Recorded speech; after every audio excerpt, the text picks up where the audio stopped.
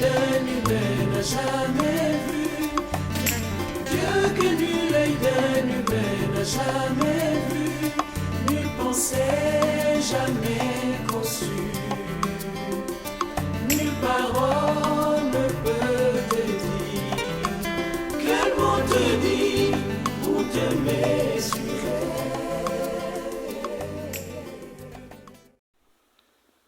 Alléluia, Alléluia. Béni soit celui qui vient au nom du Seigneur. Béni soit le règne qui vient, celui de David, notre Père. Alléluia. Le Seigneur soit avec vous. Évangile de Jésus-Christ selon Saint Jean. En ce temps-là, Pilate appela Jésus et lui dit, « Es-tu le roi des Juifs ?» Jésus lui demanda, « Dis-tu cela de toi-même, ou bien d'autres te l'ont dit à mon sujet ?» Pilate répondit, « Est-ce que je suis juif, moi? Ta nation et les grands prêtres t'ont livré à moi. Qu'as-tu donc fait ?» Jésus déclara, « Ma royauté n'est pas de ce monde. Si ma royauté était de ce monde, j'aurais des gardes qui se seraient battus pour que je ne sois pas livré aux Juifs. En fait, ma royauté n'est pas d'ici. » Pilate lui dit, « Alors tu es roi ?» Jésus répondit, « C'est toi-même qui dis que je suis roi. Moi je suis né. Je suis venu dans le monde pour ceci, rendre témoignage à la vérité. Quiconque appartient à la vérité, écoute ma voix. » Acclamons la parole de Dieu. Louange à toi, Seigneur Jésus.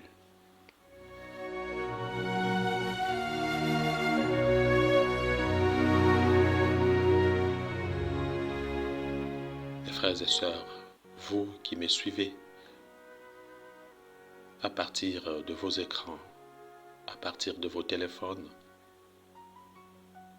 la première lecture de ce dimanche du Christ roi de l'univers est tirée de Daniel chapitre 7 versets 13 à 14. La deuxième lecture, Apocalypse chapitre 1 versets 5 à 8. Et l'évangile que nous venons de lire, Jean chapitre 18 versets 33 à 37. Je vous partage ma méditation en ce dernier dimanche de l'année liturgique B.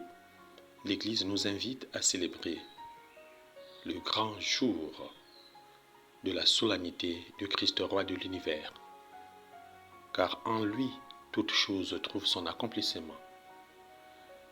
Je nous invite à méditer en cette fête sur ces trois sous-thèmes. Premièrement, le pouvoir éternel et le pouvoir temporel. Tout ce qui a un début doit avoir nécessairement une fin. Tout ce qui n'a pas de fin ne peut manquer en soi ce qui ne peut commencer. Car un début trace au préalable une fin. De même qu'il soit possible de recevoir le pouvoir en régnant sur les autres, ainsi est-il obligatoire de se dessaisir de son pouvoir pour laisser la place aux autres. La différence doit toujours s'établir entre l'essence de ce qui est et l'éventualité de ce qui nous arrive. De ceci découle la nette différence entre la déclaration du Christ comme roi et ce que perçoit l'homme incrédule dans son sourde oreille.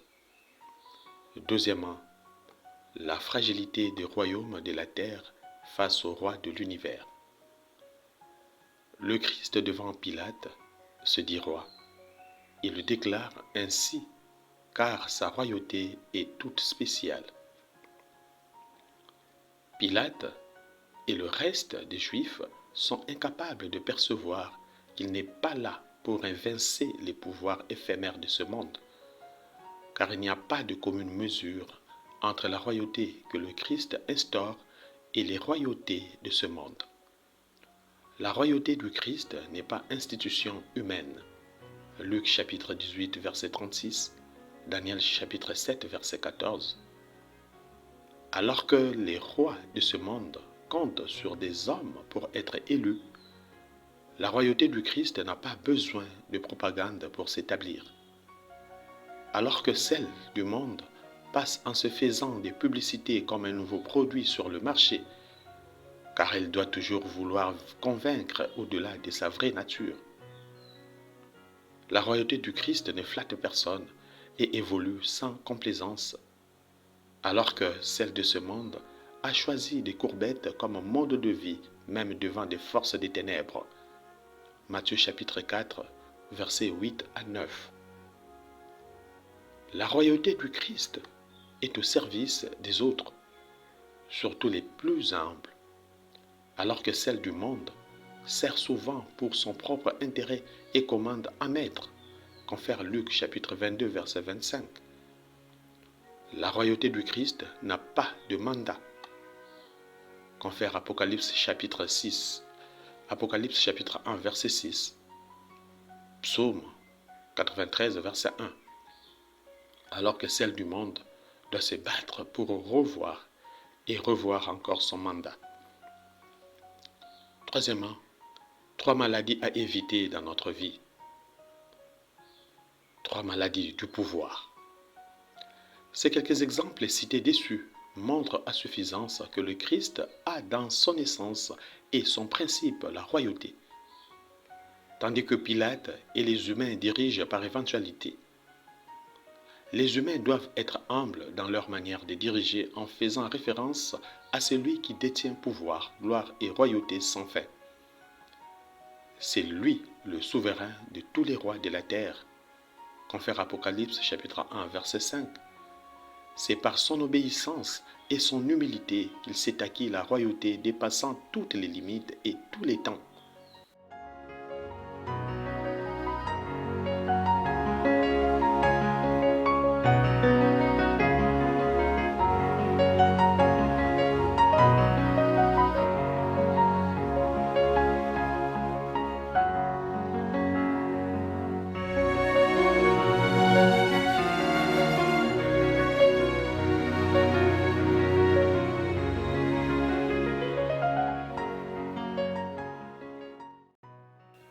Ainsi invite-t-il tout celui qui veut le servir à se mettre sur ses traces, confère Luc chapitre 22, verset 36, et surtout en évitant ces 3 maladies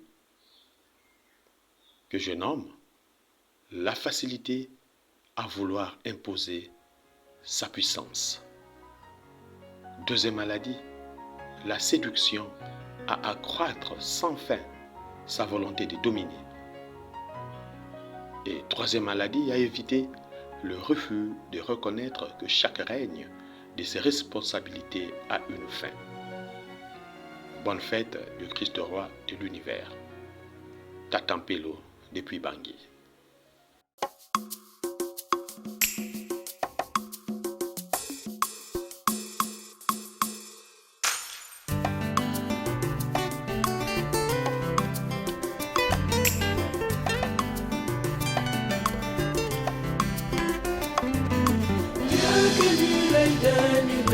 Jamais vu, Dieu que nul œil humain n'a jamais vu, nulle pensée jamais conçue,